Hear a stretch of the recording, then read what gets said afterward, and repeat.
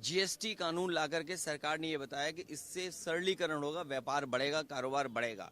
लेकिन GST multinational कंपनियों के फेवर करने के लिए लाया गया था और उसका परिणाम ये हुआ कि सबसे ज्यादा संशोधन करना पड़ रहा है। आज इनकम टैक्स बिल पास हुआ है, क्या पास किया है, उसका क्या असर पड़ेगा कारोबार पर। विदेश नीति इनकी, टैरिफ के बाद टैरिफ और तमाम तरह की चीजें अब सामने आ रही हैं। चीन पर हमारा पूरा कारोबार निर्भर है, तो क्या संशोधन हम कर रहे हैं? क्या जीएसटी से संशोधन किया जिससे व्यापार बढ़ गया? क्या हमने नोटबंदी के बाद फैसले लिए जिससे हमारे व्यापारी और आम लोगों को लाभ पहुंचा हो?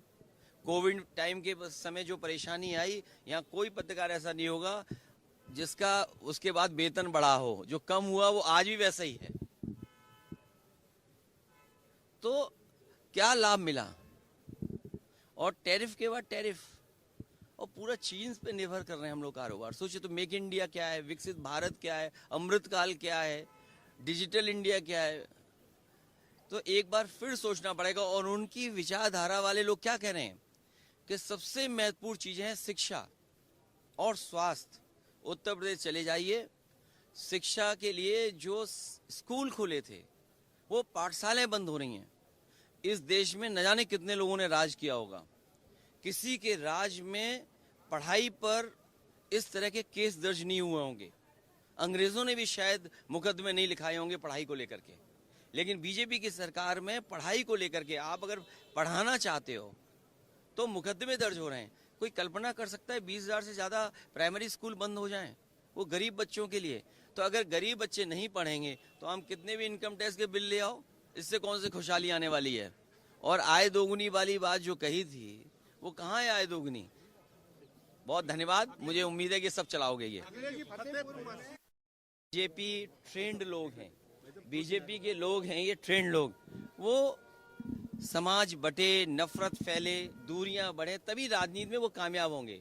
अंग्रेजों ने जो डिवाइड एंड रूल की पॉलिसी बनाई थी, जो दल अंग्रेजों के बनाए हुए हैं, जो विचारधारा अंग्रेजों की बनाई हुई है, उसी विचारधारा पे ऐसे लोग चल रहे हैं।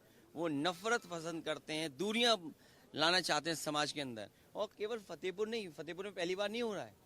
फतेहपुर में एक नौजवान की भी जान ली, जिन्होंने घटना की। कितने दबाव के बाद कार्रवाई हुई है वहां पर। इससे पहले भी कि नक्शा पास नहीं है या कोई इलीगल कंस्ट्रक्शन हो गया है, उस पर एक मस्जिद गिरा दी गई, हेरिटेज मस्जिद। तो ये सरकार का काम करने का तरीका है। जब ये फंस जाते हैं आय दोगुनी पर, जब फंस जाते हैं भ्रष्टाचार पर, जब ये फंस जाते हैं कानून व्यवस्था पर, जब इनसे सवाल पूछो कि 20,000 विद्यालय बंद हो गए, सोचिए पाठशालाएं बंद होगी 20,000 का मतलब क्या हुआ? नाकामी किसकी है? और एफआईआर किस पे लिख रहे हैं? जो लोग पढ़ा रहे हैं उन पर।